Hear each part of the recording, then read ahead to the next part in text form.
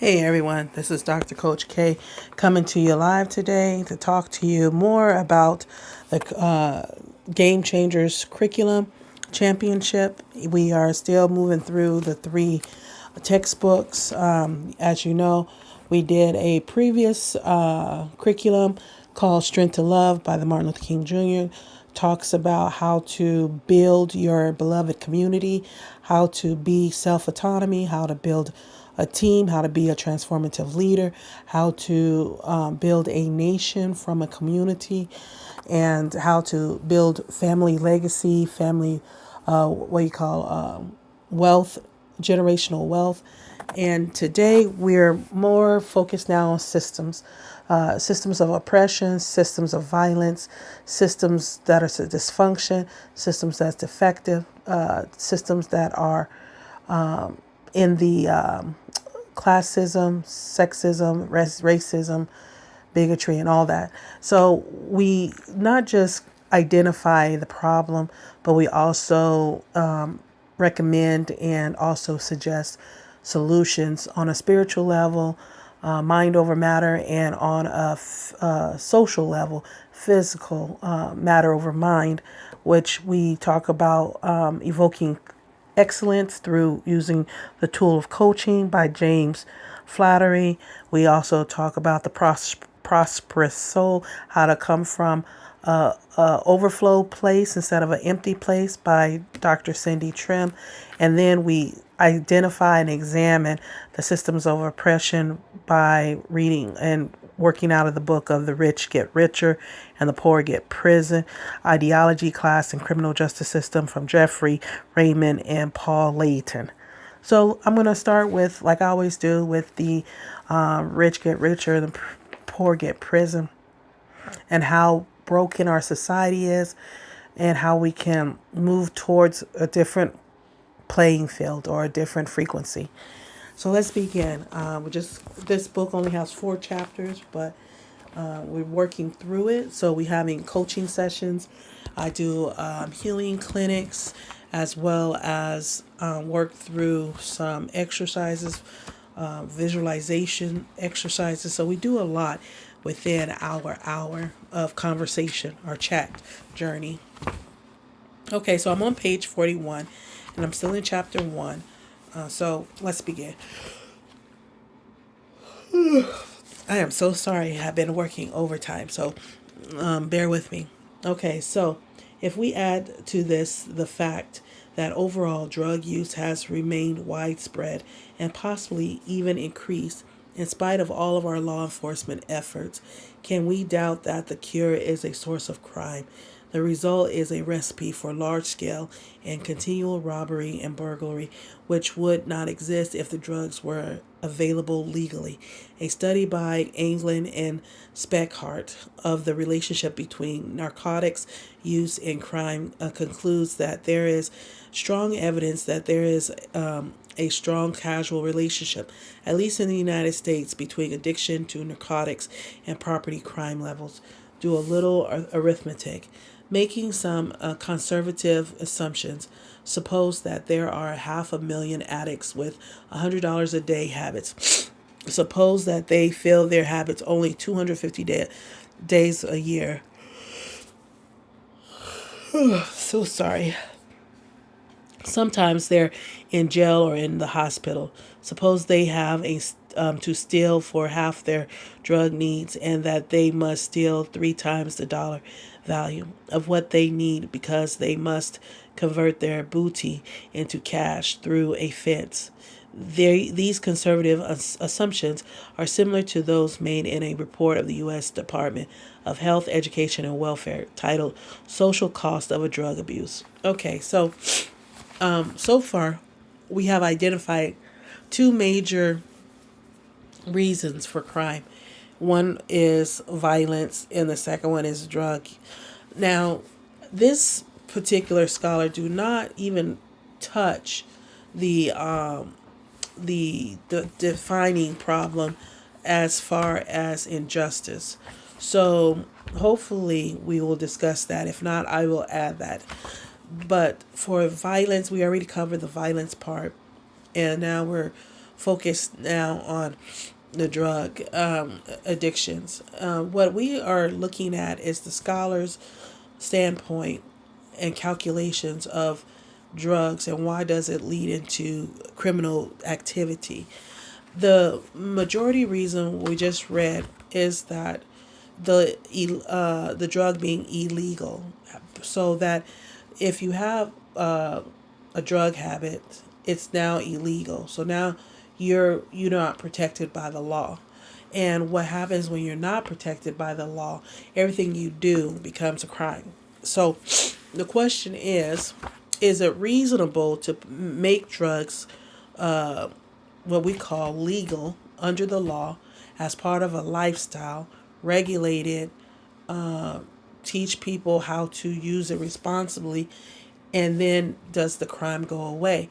In this perspective, it does, because it's now questionable to transforming it into a lifestyle, as we are already a drug affiliated society. It'd be different if we was a drug free society where there was no such thing as pharmaceutical. We didn't use opium. We didn't use all of these narcotics to regulate our chemistry. So because of that, we have half of our drug world as legal and the other half is illegal.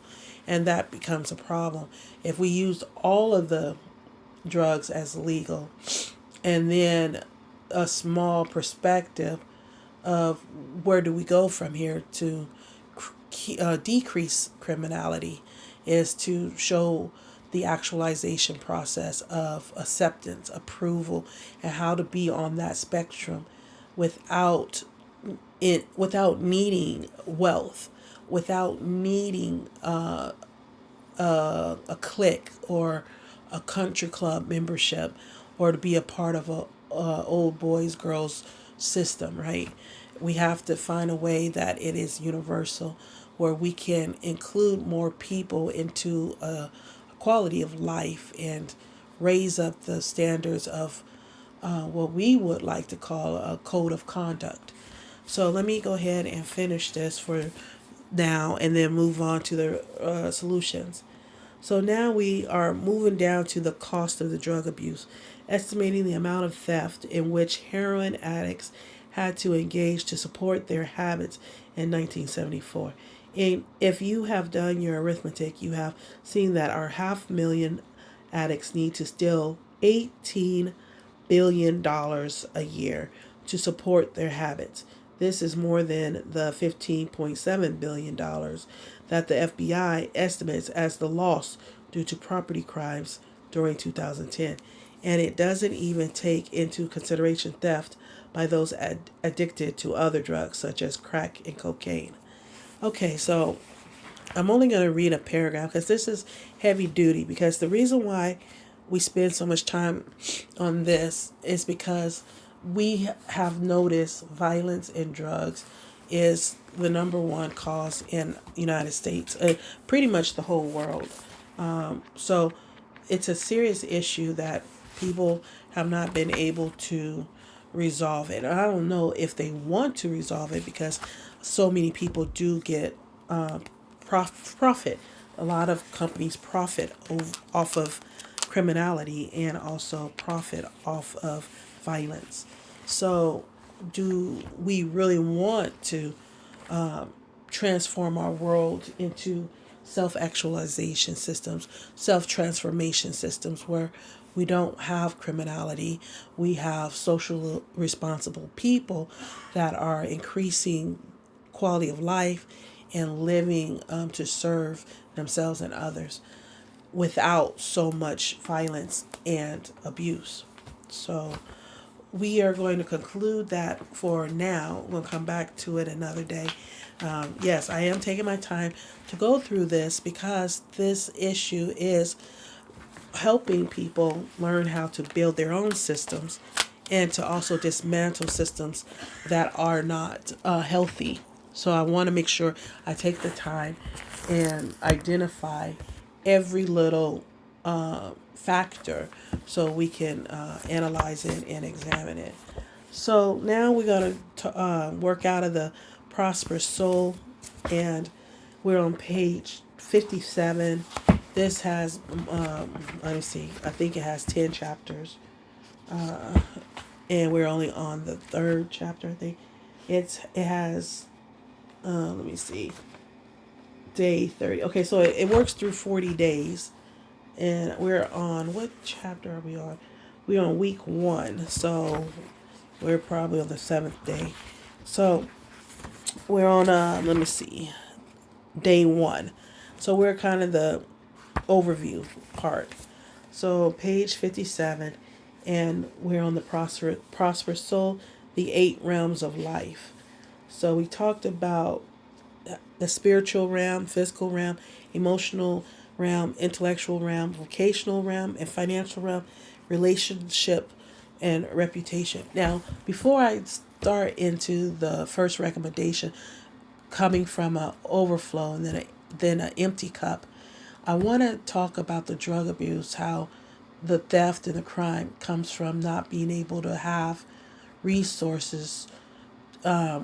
People are talking about ending welfare, but you cannot end welfare if you don't have employment or quality careers or healthy environments to work in. People do not want to acknowledge when you take away the distribution of resources, you put yourselves into a flight, fight, or fear a vibration. And these profit companies think that that's profitable, but they don't realize once they put that door open, it decreases their value. The reason why it decreases their value is because they're setting up the world for failure.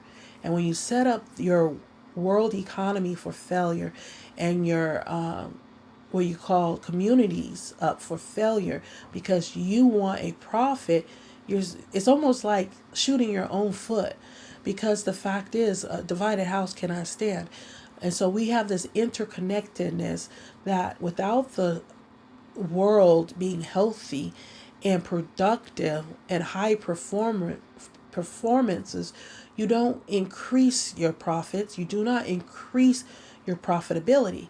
You may have this idea that crime is profitable, and you may have this idea that dysfunction is profitable, sickness is profitable, and violence. If that is profitable, imagine what health, fitness, and wellness is. It's 10 times more profitable. And so it's short sightedness and hindsight to only focus on violence and sickness and death as profitable means to your generational wealth. So, in my observation, you're basically a kindergarten playing in the sandbox, and just want to be a kindergarten for the rest of your life, because you don't understand the more opportunities it is to increase your grade level or to your maturity. And that's where we get when we have stagnation from these businesses that only focus short-sighted on profits in racism, profits in classism, profits in sexism, profits in criminality, profits in violence, profits in sickness and such, and profit in decay and aging. All of these profit industries is very shallow when it comes to the infinite realism of what more we can attain if we cross over into health, and also health, wellness, and fitness, and high performing and productivity. I'm not saying everyone will be able to do the what I call it the mirror, the twinsies, but everybody should have some level of success, setting up themselves up for success. When you increase the excellence in the whole community as a collective, you will generate a different outcome. So let me go ahead and read some of this by Cindy Trim. These represent four sets of near polar opposites or opposite ends of continuum. But we need each in our lives to have the full and abundant life God wants for us. The person who focuses on their physical world to the exclusion of the spiritual is missing the key element of the miraculous. The person who works for financial gain, but in a field that does not speak to the desires of a person's heart, will find only emptiness in his or her career. Of course, the person who follows the calling of his or her heart to the exclusion of having finances enough to provide for their family or live generously is going to fall short of being the caregiver and blessing the person should be. It is not a question of finding a balance between these pairings, as we have already discussed, but of finding a place of wholeness where the needs of each realm are fulfilled. This may seem like a daunting task, but as we well know, nothing's impossible with God. What we want is the will of God in each area, on earth as it is in heaven. We must determine what God wants for us in each of these realms. Our objective should be a prosper in every area. Okay, so accordance with the purpose of heaven. So this is talking about living a life instead of empty, from an empty cup, living a life from an overflow cup. And how do we get to that place of overflow? So it begins, so this is what the solution is. One, we always going to ask, is prisons necessary? Is the criminal justice necessary? With our mindset, just like people say about slave mentality, during the world of slavery, people thought it was necessary to have slaves. Now, in a world of technology, we realize it's not necessary to have slaves. It's necessary to have responsibility that we alone can achieve as servitude leaders.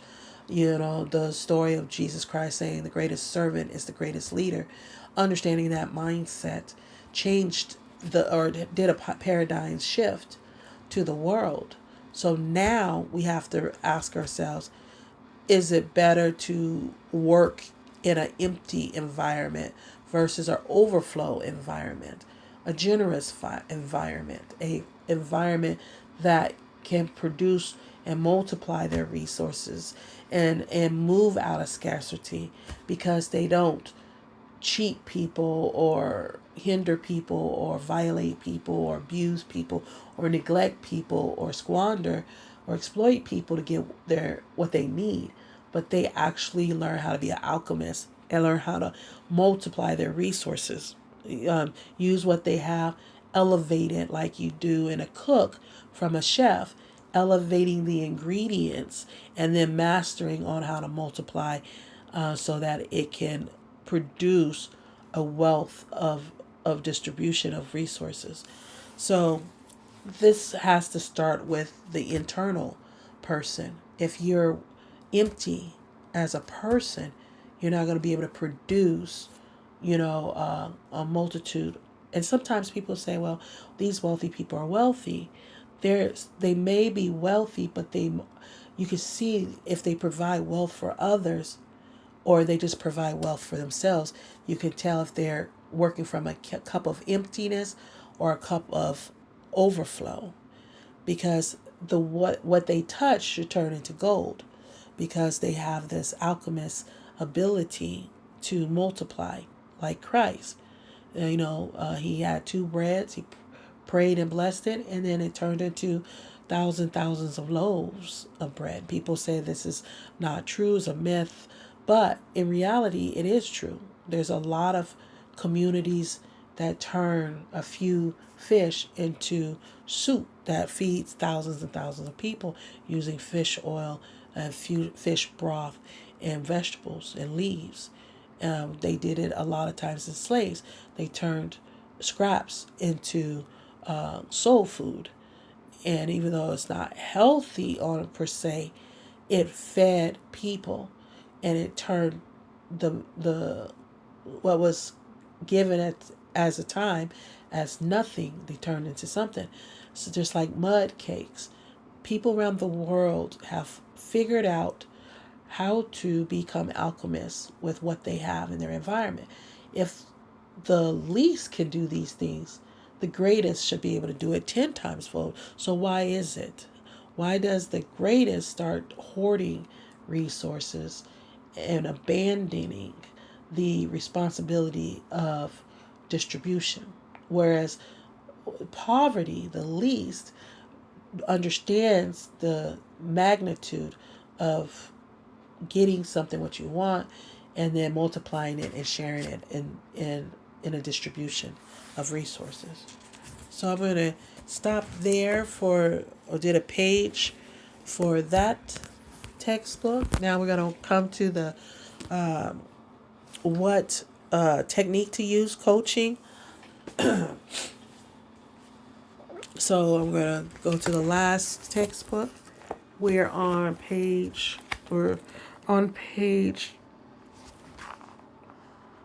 42, and we're on communication, trust, building trust. So I'm going to do this little leftover from this page. The second element in assessing trust is a matter of evaluating competency. Has the person demonstrated a capacity for fulfilling what he said? Have you observed over a period of time that the person has successfully shown the competence in question? Thus, we would not trust a 7-year-old child of whatever level of sincerity when he promised that he could perform a tonsillectomy on us when we complained of a sore throat. It's in the same sense that both these elements of assessment, sincerity and competence, come together when we are working to determine whether or not we trust. What I've said here may sound like it's a sophisticated version of the counting method of determining trust, and I can understand how it could appear that way. However, I'm attempting to make a distinction that trust does not have to be universal judgment about a person. It's not whether we trust him or not. It's whether we trust him or not in a particular domain based upon our personal judgment of him, given the above criteria. In other words, we're keeping the power of determination with us as the observer and assessor. And when I mean assessor, I mean assessment, and not in an automatic, rigid accounting procedure. Okay, so this is what we called evaluation and examination in the athletics. When you have a coach, they have a track record. A lot of times we focus more on the wins of a game, but we don't focus on the day-to-day operation, how he treats his players, if he's paying attention to their lifestyle choices, their quality of life, their family life, livelihood, their relationships. And observation is not controlling. Controlling is when you're trying to dictate the way they live. But observation is having a mediator, someone that is creating a solution-minded win-win system that is saying this is the standards of excellence and it's accessible to you. And we are always observing to make sure you have that access when in time, now or in the future, you choose to interact with it or implement it. That's called trust because you have a track record, you have a identifier, that examiner, evaluation or assessment that says, okay, it's been duplicated. It's done once, twice, 3 times, or more. So it's reliable, it's dependable, it's commitment, it's consistent, it's determined. So the follow through is there, the timeliness is there, and the manifestation is on point. When you have something that is late, to what I call lateness is when you need something in a timely manner due to life cycles or family or food shortages or natural disasters. All these complications come into factor when you're asking someone to be competent, someone to be a leader in something called provision or provider or producer. When you have these things, you think about cultural, and that's why you have cultural clashing or communication barriers, because you look at culture rather than skill based or track record based or even the global sense, because a lot of people cannot determine the level of measures. Like, does how do you measure virtues? How do you measure kindness? How do you measure gentleness? You can measure product because it's tangible. You can hold it in your hand, but can you like measure kindness? Well, if you look at violence, we are learning how to measure violence. We are learning how to measure hate by the count, the body count, criminality count. The criminal justice system is a system that has learned how to measure the act of violence, or the what I want to call action. See, when we talk about virtue, we have a word for it, virtue, and it's an encompassing word for kindness, gentleness, goodness. But when you think about the word for hate, violence, maliciousness, greed, corruption, you don't really have that, except you call it criminality. But in sense, you want to call it the the flesh, right? The Bible calls it the flesh. Like, you have the spirit and you have the flesh, and so we would call the fruits of the spirit virtues, and we would call the fruits of the flesh wickedness, or it hasn't been identified. So here we call it sin, but in our world we call it criminality. So, how do you measure virtues? We know how to measure the flesh or sins, and crime is criminality, right? But how do you measure virtues? And that's one thing we have to start building as a society. We're so focused on the conduct and behavior of sin and crimes, we don't focus on the system of virtues and how to measure it, how to build it, like muscle memory, how to build fitness, wellness, health. So now, how do we build virtues? How do we build excellence? We're so focused on judging people by their construction of identification, their construction of sexuality, their construction of personality, that it distracts us from building systems of fitness, so systems of health, fitnesses of wellness, and fitnesses, and systems of virtue. And so we don't have a system. We have a system called criminal justice. We don't have a system called restorative justice. We don't have a system of environmental justice. We don't have other systems. It's just the focus of crime. And that's it. And that's where we have a problem, because you can't put everything in one bag and say one fits all, because it's not so. A lot of people do not create crime from a space of maliciousness, a space of hate. Some people do crime in face of survival. And so how do you judge that? How do you sentencing that? Like, some people do not get any coursework or training or competency to virtues.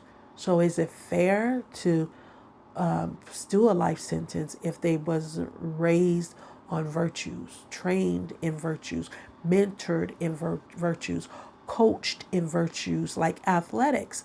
Like, when you play sports, you are trained, raised, and mentored and coached to a point where you can acclimate in a system.